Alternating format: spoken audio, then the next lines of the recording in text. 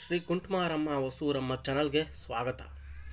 ನೀವು ನಮ್ಮ ಚಾನಲ್ಗೆ ಮೊದಲ ಬಾರಿ ಬಂದಿದ್ದರೆ ನಮ್ಮ ಚಾನಲನ್ನು ಸಬ್ಸ್ಕ್ರೈಬ್ ಮಾಡಿ ಹಾಗೂ ಪಕ್ಕದಲ್ಲಿರುವ ಬೆಲ್ ಬಟನ್ ಕ್ಲಿಕ್ ಮಾಡಿ. ಆತ್ಮ ಮನುಷ್ಯನ ದೇಹದ ಈ ಭಾಗದಿಂದ ಹೊರಗೆ ಹೋಗುತ್ತೆ. ಮನುಷ್ಯ ಮರಣ ಹೊಂದಿದ ಮೇಲೆ ನಮ್ಮ ಆತ್ಮ ಹೇಗೆ ಹೊರಗಡೆ ಹೋಗುತ್ತೆ ಅಥವಾ ನಮ್ಮ ಆತ್ಮ ಇದೆಯೋ ಇಲ್ವೋ ಅನ್ನೋ ನಾನಾ ಪ್ರಶ್ನೆಗಳು ನಮಗೆ ಕಾಡ್ತಾ ಇರುತ್ತೆ. ಆದರೂ ಸತ್ತ ಮೇಲೆ ನಮ್ಮ ಆತ್ಮ ಏನಾಗುತ್ತೆ, ಏನೆಲ್ಲ ಕೆಲಸಗಳನ್ನ ಮಾಡುತ್ತೆ, ಯಾವ ಥರ ನಮ್ಮನ್ನು ಬಿಟ್ಟು ಹೊರಗೆ ಹೋಗುತ್ತೆ ನಮ್ಮ ದೇಹವನ್ನು ಬಿಟ್ಟು ಅಂತ ಹೇಳಿ ಈ ವಿಡಿಯೋದಲ್ಲಿ ಸಂಪೂರ್ಣವಾಗಿ ತಿಳಿಸ್ಕೊಡ್ತಾ ಇದ್ದೀನಿ ಸ್ನೇಹಿತರೆ. ಈ ವಿಡಿಯೋ ಇಷ್ಟವಾದರೆ ಒಂದು ಲೈಕ್ ಮಾಡಿ. ಮರಣದ ನಂತರ ನಮ್ಮ ಆತ್ಮವು ದೇಹವನ್ನು ಪಡೆದುಕೊಳ್ಳುವ ಮೂಲಕ ಹೊಸ ಜೀವನವನ್ನು ಹೊಂದುತ್ತದೆ ಎಂಬುದು ಎಲ್ಲರಿಗೂ ತಿಳಿದಿದೆ. ಆದರೆ ಜನನ ಮರಣ ಚಕ್ರದಿಂದ ಮುಕ್ತಿಯನ್ನು ಪಡೆದುಕೊಳ್ಳಲು ಆತ್ಮ ಎಷ್ಟು ಹರಸಾಹಸ ಪಡುತ್ತದೆ ಎಂಬುದು ನಿಮಗೆ ಗೊತ್ತಾ? ಆತ್ಮ ಹೇಗೆ ಮತ್ತು ಏಕೆ ದೆವ್ವಭೂತವಾಗಿ ಅಲೆದಾಡುತ್ತೆ? ಆತ್ಮ ದೇಹದಿಂದ ಹೊರಬಂದ ನಂತರ ಏನೆಲ್ಲ ಆಗುತ್ತೆ? ಈ ಭೂಮಿಯಲ್ಲಿ ಜನಿಸಿದ ನಂತರ ಒಂದಲ್ಲ ಒಂದು ದಿನ ನಾವು ಸಾಯಲೇಬೇಕು. ಇದು ವಿಧಿಬರಹ. ಇದನ್ನು ತಪ್ಪಿಸಲು ಯಾರಿಂದಲೂ ಸಾಧ್ಯವಿಲ್ಲ. ಜನನ ಮತ್ತು ಮರಣ ಚಕ್ರವೆಂಬುದು ತಿರುಗುತ್ತಲೇ ಇರುತ್ತದೆ. ಒಬ್ಬ ವ್ಯಕ್ತಿ ಮರಣ ಹೊಂದಿದ ನಂತರ ಆತನ ಆತ್ಮವು ಇನ್ನೊಂದು ದೇಹವನ್ನು ಸೇರುವ ಮೂಲಕ ಹೊಸ ಜೀವನವನ್ನು ಪಡೆದುಕೊಳ್ಳುತ್ತದೆ. ಓರ್ವ ವ್ಯಕ್ತಿಯು ಮರಣ ಹೊಂದಿದಾಗ ಆತನ ಆತ್ಮವು ತಕ್ಷಣವೇ ಹೊಸ ದೇಹವನ್ನು ಪಡೆದುಕೊಳ್ಳುತ್ತದೆ. ಆ ಆತ್ಮವು ಪ್ರೇತಾತ್ಮ ಆಗುವುದು ಹೇಗೆ? ಈ ಎಲ್ಲ ನಿಮ್ಮ ಅನುಮಾನಗಳಿಗೆ ಈ ವಿಡಿಯೋದಲ್ಲಿ ಸಂಪೂರ್ಣವಾಗಿ ಉತ್ತರ ತಿಳಿಸ್ಕೊಡ್ತೀನಿ ಸ್ನೇಹಿತರೆ. ಈ ಮಾಹಿತಿ ಇಷ್ಟವಾದಲ್ಲಿ ನಮ್ಮ ಈ ವಿಡಿಯೋವನ್ನು ಲೈಕ್ ಮಾಡಿ. ಸಂಪೂರ್ಣ ಮಾಹಿತಿಗಾಗಿ ಈ ವಿಡಿಯೋನ ಎಲ್ಲೂ ಸ್ಕಿಪ್ ಮಾಡದೆ ಸಂಪೂರ್ಣವಾಗಿ ನೋಡಿ ಸ್ನೇಹಿತರೆ.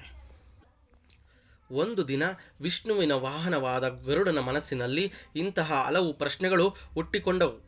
ಸಾವಿನ ನಂತರ ಆತ್ಮವು ಹೇಗೆ ಹೊರಬರುತ್ತದೆ ಎಂದು ಅವನು ಹಿಂಜರಿಯುತ್ತಾ ವಿಷ್ಣುದೇವನನ್ನು ಕೇಳಿದನು. ಇದಕ್ಕೆ ವಿಷ್ಣುದೇವ ನೀಡಿದ ಉತ್ತರ ಹೀಗಿತ್ತು. ಗರುಡ ದೇವನ ಪ್ರಶ್ನೆಗಳಿಗೆ ವಿಷ್ಣುದೇವ ಮುಗುಳ್ನಕ್ಕು ಆತನ ಪ್ರಶ್ನೆಗಳಿಗೆ ಈ ರೀತಿಯಾಗಿ ಉತ್ತರಿಸಿದನು.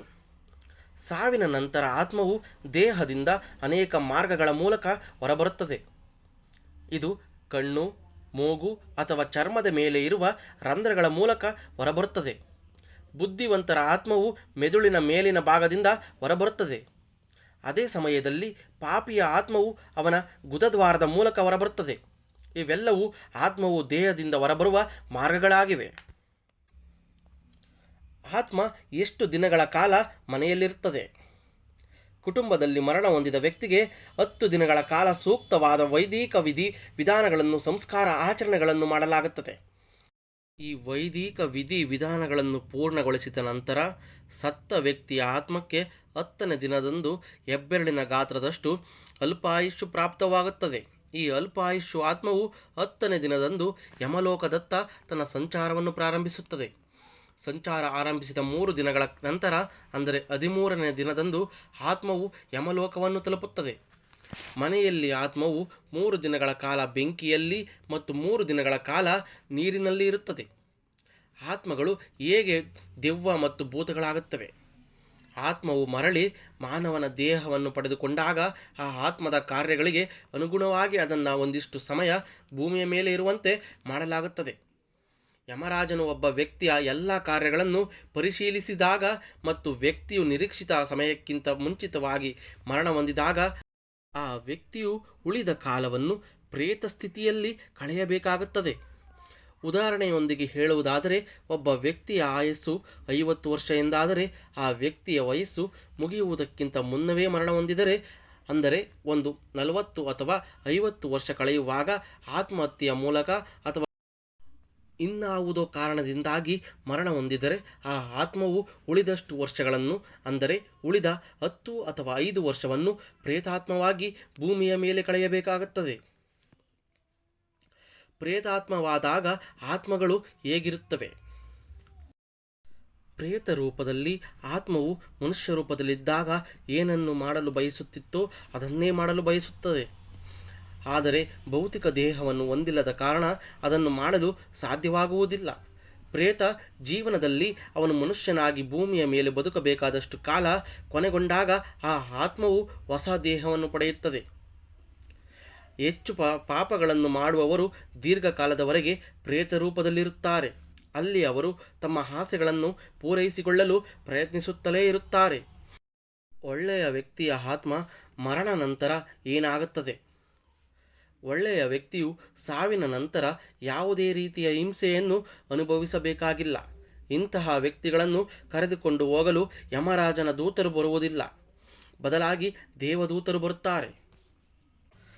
ದೇವದೂತರು ಆ ಆತ್ಮವನ್ನು ಕರೆದುಕೊಂಡು ಹೋಗಲು ಮನೆಯವರೆಗೆ ಕಾಯುತ್ತಾರೆ ಮತ್ತು ಅದನ್ನು ಬಹಳ ಗೌರವದಿಂದ ದೇವರ ನಿವಾಸಕ್ಕೆ ಕರೆದೊಯ್ಯುತ್ತಾರೆ. ಅಲ್ಲಿ ಅವನ ಜನನ ಮತ್ತು ಮರಣ ಬಂಧನದಿಂದ ಮುಕ್ತವಾದ ಅಲೌಕಿಕ ಜೀವನವನ್ನು ನಡೆಸುತ್ತಾರೆ.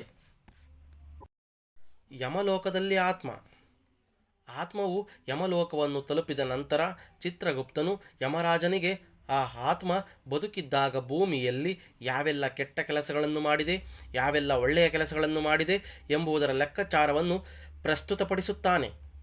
ಅದರ ಆಧಾರದ ಮೇಲೆ ಯಮರಾಜನು ಆತ್ಮಕ್ಕೆ ಸ್ವರ್ಗ ಅಥವಾ ನರಕವನ್ನು ನಿರ್ಧರಿಸುತ್ತಾನೆ. ಆತ್ಮವು ತನ್ನ ಕರ್ಮಗಳ ಪ್ರಕಾರ ಸ್ವರ್ಗ ಅಥವಾ ನರಕದಲ್ಲಿ ವಾಸಿಸುತ್ತದೆ. ಬಳಿಕ ಹೊಸ ದೇಹವನ್ನು ಪಡೆದುಕೊಂಡು ಭೂಮಿಗೆ ಮರಳಿ ಬರುತ್ತದೆ. ವಿಶ್ರಾಂತಿಗೆ ಜಾರುವ ದೇಹ. ಸಾವಿನ ನಂತರ ದೇಹವು ಮೊದಲು ವಿಶ್ರಾಂತಿಗೆ ಜಾರುತ್ತದೆ. ಇದು ದೇಹದ ವಿಘಟನೆಯ ಮೊದಲ ಹಂತ ಎಂದು ಹೇಳಲಾಗುತ್ತದೆ. ಇದನ್ನು ಹೈಪೋಸ್ಟಾಸಿಸ್ ಎಂದು ಕರೆಯುತ್ತಾರೆ.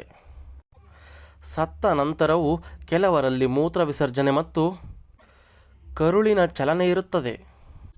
ಮೂಗು, ಕಣ್ಣು ಮತ್ತು ಕಿವಿಗಳಿಂದ ವಿಸರ್ಜನೆಯೂ ಆಗಬಹುದು. ವಿಶೇಷವಾಗಿ ದೇಹದಲ್ಲಿ ದ್ರವಗಳನ್ನು ಹೊಂದಿರುವ ಸ್ನಾಯುಗಳು ಮತ್ತು ಇತರ ವ್ಯವಸ್ಥೆಗಳು ವಿಶ್ರಾಂತಿ ಪಡೆಯುತ್ತವೆ. ಹೀಗಾಗಿ ಮನುಷ್ಯನ ಸಾವು ಸ್ವಲ್ಪ ಗೊಂದಲಮಯವಾಗಿರಬಹುದು. ಶಿಥಿಲೀಕರಣ ಪ್ರಕ್ರಿಯೆ ಆರಂಭ. ಸಾವಿನ ನಂತರ ಪ್ರತಿಯೊಬ್ಬ ವ್ಯಕ್ತಿಯ ದೇಹವು ವಿಭಿನ್ನವಾಗಿ ಪ್ರತಿಕ್ರಿಯಿಸುತ್ತದೆ. ಅಲ್ಗೋರ್ ಮೋರ್ಟಿಸ್ ಎಂದು ಕರೆಯಲಾಗುವ ಶಿಥಿಲೀಕರಣ ಪ್ರಕ್ರಿಯೆಯು ಕೆಲವರಲ್ಲಿ ತಕ್ಷಣವೇ ಪ್ರಾರಂಭವಾಗುತ್ತದೆ.